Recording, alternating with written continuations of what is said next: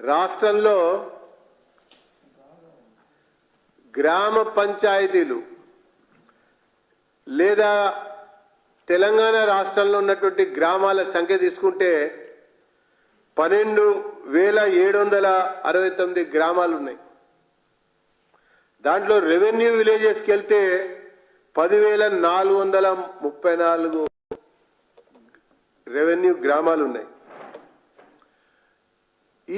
ఈరోజు నడుస్తున్నటువంటి బస్సుల సంఖ్య వివరాలు తీసుకుంటే 9,232 మాత్రమే బస్సులు ఉన్నాయి.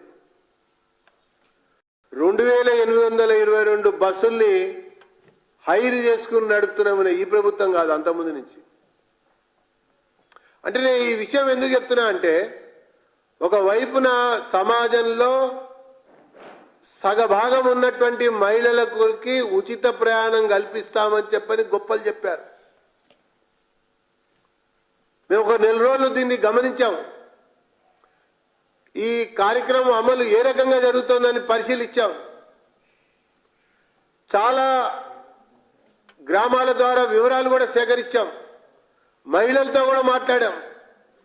ఊరికి ఒక బస్సు లేకపోయినట్టయితే ఉదయమే ఉచితంగా ప్రయాణించినటువంటి మహిళ తిరిగి మళ్ళీ ఊరికి రావడం కొరకు రెట్టింపు చెల్లించాల్సి వస్తుంది ప్రైవేటు వాహనాల్లో.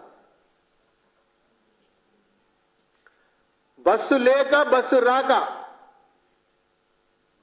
ఉచితంగా పయనించినటువంటి మహిళ పాటలు అంతా ఇంత కాదని చెప్పని నేను గ్రామాల్లో చెప్తున్నా, మండల కేంద్రాల్లో చెప్తున్నా, అట్లనే పురపాలక సంఘాల పరిధిలో జరుగుతున్నటువంటి ఒక సంఘటనల్ని నేను మీకు తెలియజేస్తున్నానని చెప్పని నేను పేర్కొంటున్నా.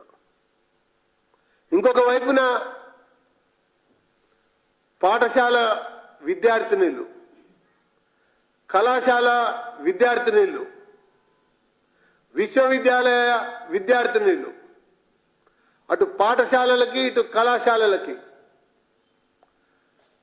సుమారు లక్షల సంఖ్యలో ఉన్నటువంటి ఒక బాలికలు, విద్యార్థినులు ప్రైవేటు బస్సులలో ప్రైవేటు పరమైనటువంటి ఒక ప్రయాణాన్ని కొనసాగిస్తూ ఉన్నారు. వీళ్ళకి ఏ రకంగా మీరు ఉచిత ప్రయాణాన్ని అందిస్తారన్నటువంటి విషయంలో నెల రోజులు గడిచిన తర్వాత కూడా ప్రభుత్వం వద్ద ప్రణాళిక లేదంటే ఇది కేవలం ఈ గ్యారెంటీలన్నీ కూడా పార్లమెంట్ ఎన్నికల వరకు చేస్తున్నటువంటి కపట యతనాలుగానే భావించాల్సి అని చెప్పని నేను తెలియజేస్తా ఉన్నా. ఒకవైపున బస్సుల సంఖ్యను పెంచలే, ఒకవైపున ఇప్పటికి కూడా 844 నుంచి 1,500 గ్రామాలకి బస్సు సౌకర్యమే లేదు ఈ రాష్ట్రంలో. రవాణా శాఖ మంత్రి సమీక్షలో ఈ అంశాన్ని చర్చించారు. సజ్జనార్ గారు ఈ విషయం మీద చర్చించారు. మహిళల యొక్క ప్రయాణం, మహిళల యొక్క పర్యటనలో 4 కోట్ల సుమారు 1.5 కోటి పైన ఉన్నారు మహిళలు. వాళ్ళ ప్రయాణానికి సంబంధించినటువంటి విషయంలో సమగ్ర ప్రణాళిక లేకుండానే అట్టహాసంగా ఆర్భాటంగా మేము ప్రారంభించేశాం అని చెప్పని ఈ ప్రభుత్వం ప్రకటన చేయటం, ఆ రకంగా కాలయాపన చేయటం అనేది ఓట్ల కొరకు పబ్బం గడుపుకున్నట్టుగా ఉంది. పార్లమెంట్ ఎన్నికల కొరకు ఈ అన్ని 6 గ్యారంటీల విషయంలో మరి కపట నాటకం ప్రదర్శిస్తున్నట్టుగా ఉందని చెప్పని భారతీయ జనతా పార్టీ అభిప్రాయపడుతూ తక్షణమే ఒక్కొక్క పథకం మీద మేము ఈ ప్రభుత్వాన్ని బట్టలు ఉడదీయడానికి సిద్ధంగా ఉన్నామని చెప్పని నేను పేర్కొంటా ఉన్నా. ఒకవైపున దివాలా తీసిన ఖజానా మొదటి మాసంలోనే గమనించాలి, మొదటి మాసంలోనే 15,000 కోట్ల రూపాయల అప్పు కోసం ప్రాకులాడిన ప్రభుత్వం రేవంత్ రెడ్డి గారి ప్రభుత్వం. దాంట్లో 12,000 కోట్లు మంజూరీ పొంది బాండ్ల అమ్మకం ద్వారా అడుగు ముందు చూస్తుంది. అనుభవం గడించినటువంటి మంత్రులం మేమన్నారు. పాలన పరిపాలన దక్షత కలిగినటువంటి నాయకులం మేమని చెప్పన్నారు.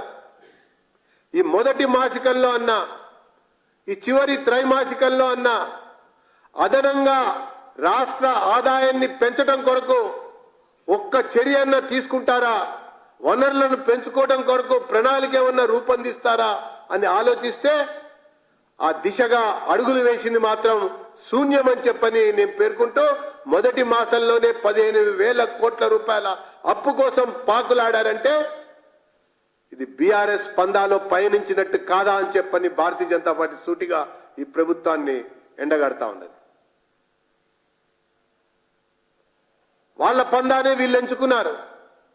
కాబట్టి నిన్న కేటీఆర్ మాట్లాడాడు, మేము బీజేపీకి బి టీం కాదు అని అంటల్లో ఆంతర్యం కాంగ్రెస్ కి సహకరిస్తున్న సి టీం అని చెప్పని తెలియజేయటం. పార్లమెంట్ ఎన్నికల తర్వాత ఖచ్చితంగా ఈ రెండు కలిసి నడవటమా,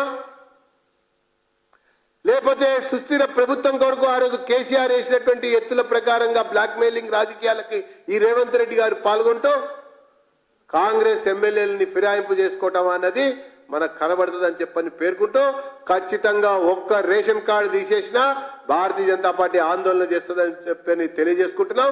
ఈ ఉచిత ప్రయాణం యొక్క మరి కార్యక్రమాన్ని అమలు చేయటం కొరకు తక్షణమే మరి మహిళల యొక్క అఖిలపక్ష మహిళా నాయకురాల యొక్క సమావేశం పెట్టాలని చెప్పని భారతీయ జనతా పార్టీ డిమాండ్ చేస్తుందని చెప్పని నేను తెలియజేసుకుంటున్నాను.